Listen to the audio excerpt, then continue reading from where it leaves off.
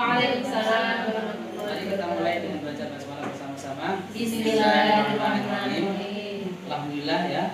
Hari ini kita akan membahas terkait dengan perencanaan kita tentang P5 atau PPRA ya.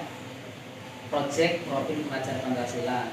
Nanti kita akan mengadakan kegiatan suara demokrasi, yaitu pemilihan ketua OSIS, dan ini akan kita laksanakan. Siap semua ya? Siap. Assalamualaikum warahmatullahi wabarakatuh. Alhamdulillahirrahmanirrahim, hari ini bisa bertemu dengan para siswa semuanya ya, yang ada di SMP Mujahadah Public School. Hari ini kita akan melakukan kegiatan, yaitu merencanakan terkait dengan kegiatan P5, yaitu Project Profil Pelajar Pancasila. Nah, kita akan mengambil temanya apa? Suara demokrasi. Nah, topiknya apa? Pemilihan ketua OSIS ya. Tentunya dalam pemilihan ketua OSIS ya, itu harus dibuat informator. Informator itu nanti yang akan memilih calon ketua OSIS. Ketua OSIS itu nanti ada si A, si B, si C, seperti itu.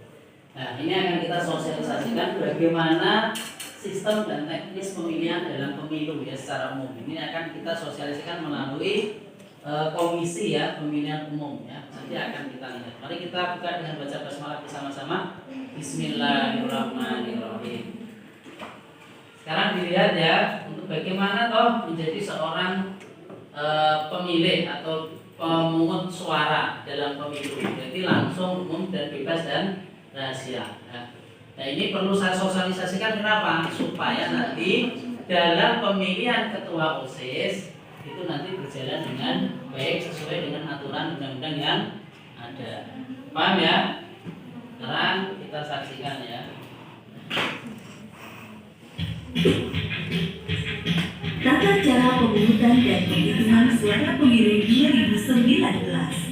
Petunjuk pelaksanaan pemungutan dan penghitungan suara pada penyelenggaraan pemilu 2019. Informasi ini penting disimak setiap KPPS sebagai panduan teknis dalam tugas pelaksanaan pemungutan dan penghitungan suara pada penyelenggaraan pemilu 2019. Tahap sebelum hari pemungutan suara. KPPS mengumumkan pelaksanaan pemungutan suara di TPS 5 hari sebelum hari pemungutan suara. 2. KPPS menyampaikan formulir model C6 KPU paling lambat 3 hari sebelum hari pemungutan suara. Jika terdapat pemilih terdaftar yang sudah meninggal, pindah alamat, tidak dikenal, atau tidak dapat ditemui, harus dicatat dalam keterangan formulir model C6 KPU yang tidak terdistribusi. Selanjutnya wajib dikembalikan ke BPS serta dicatat ke dalam berita acara modul BA C6 KPU. 3. KPPS mendirikan TPS 1 hari sebelum hari pemungutan suara dengan memperhatikan ukuran panjang 10 meter dan lebar 8 meter sesuai kondisi tempat. Bagian pintu masuk dan keluar TPS harus memiliki akses yang baik bagi pemilih, terutama pemilih lanjut usia dan penyandang disabilitas. Untuk TPS di ruang terbuka diberi perlindungan terhadap panas matahari dan pada bagian belakang bilik diberi perlindungan untuk menjaga kerahasiaan pemilih dan pemilih. 4. KPPS menyiapkan perlengkapan pemungutan dan penghitungan suara paling lambat 1 hari sebelum hari dan tanggal pemungutan suara diterima KPPS dari PPS. Perlengkapan TPS terdiri dari perlengkapan dalam kotak suara dan perlengkapan luar kotak suara. Perlengkapan TPS yang berada di luar kotak suara antara lain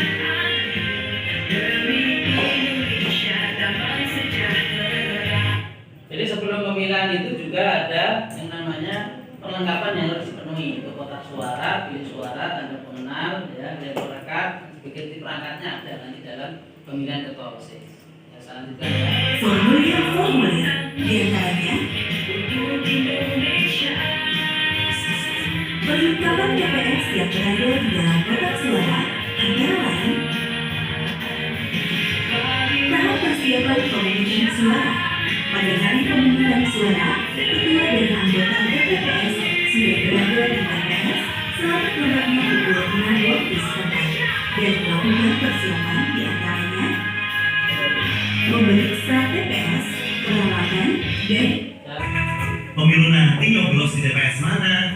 Wah, saya golput saja lah. Kurang paham dengan pemilu.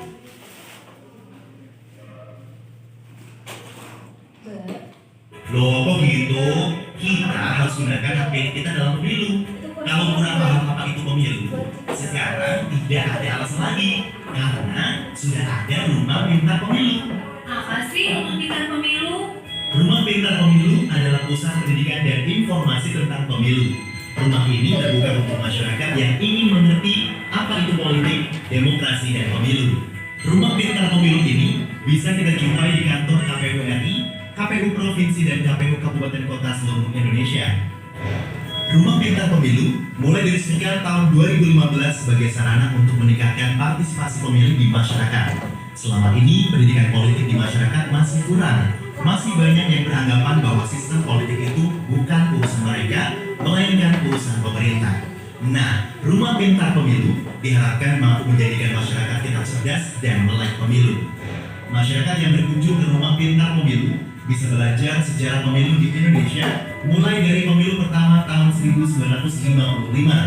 Kita juga bisa belajar soal pemilihan presiden dan wakil presiden, pemilihan legislatif, pemilihan gubernur dan wakil gubernur, pemilihan wali kota dan wakil wali kota, hingga pemilihan bupati dan wakil bupati. Pengunjung bisa berpartisipasi dalam berbagai kegiatan menarik yang dibuat oleh Rumah Pintar Pemilu. Sejumlah aktivitas Rumah Pintar Pemilu antara lain kursus kepemiluan, riset kepemiluan, diskusi kepemiluan, relawan demokrasi, kalender event. Salah satu kegiatan rutin Rumah Pintar Pemilih adalah Bulan Pendidikan Pemilih. Lomba kepemiluan. Rumah Pintar Pemilu kerap melakukan lomba yang berkaitan dengan pemilu, mulai dari lomba pidato. Jadi ya, nanti kita akan bentuk tim formator ya. Tim formator itu apa? Tim yang akan menentukan calon ketua OSIS ya. Tim formator itu calon ketua OSIS ya. Nah, calon ketua OSIS nanti akan ditentukan calonnya siapa. Dengan apa? Mungkin nanti bisa angket, nanti bisa langsung pemilihan secara aklamasi, secara bersama-sama nunjuk misalkan si A dicalonkan, si B dicalonkan, dan nanti akan ada informator yang akan menentukan calon ketua OSIS. Ya, siap ya? Siap. Siap penglihatan, siap ya? Siap. Ya, cukup. Assalamualaikum warahmatullahi wabarakatuh. Di sini nama saya Anggi Dwi Rohman. Saya sebagai calon ketua OSIS dan saya Rahadian Ida Graita Arauk sebagai calon wakil ketua OSIS. dan di sini saya memiliki program yang pertama mendisiplinkan, terus berakhlak bagus dan berprestasi yang tinggi. Dan kami memiliki kebijakan seperti mengetatkan peraturan untuk sholat jamaah dan zikir agar tidak telat, dan zikir agar tidak diam saja, mungkin seperti itu. Dan kami ingin membangun kekompakan antara kelas 7, 8, 9 agar pondok ini agar sekolah ini semakin kompak. Harapan saya di pondok ini agar bisa berbahasa Inggris dan bisa berbahasa Arab dengan baik dan jelas. Dan kenapa harus bisa berbahasa Arab dan Inggris? Agar santri-santri bisa berwawasan global dan bisa menyebarkan ilmu di seluruh dunia. Dan kami ingin semangat menghafal 30 juz dengan lancar bersama teman-teman.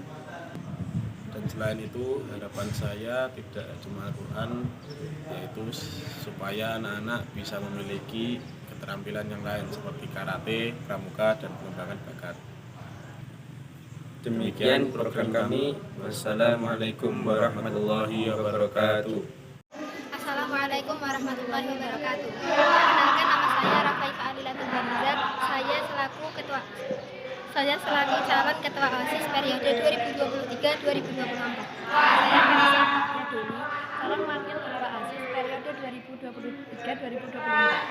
Jika saya terpilih menjadi ketua OSIS, saya akan membantu mendisiplinkan para siswa serta menjaga lingkungan sekolah agar tetap terjaga kebersihannya.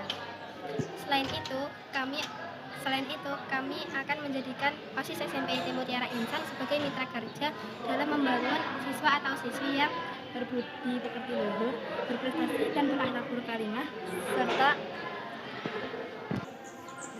serta melatih kemampuan dalam berorganisasi dan bersosialisasi.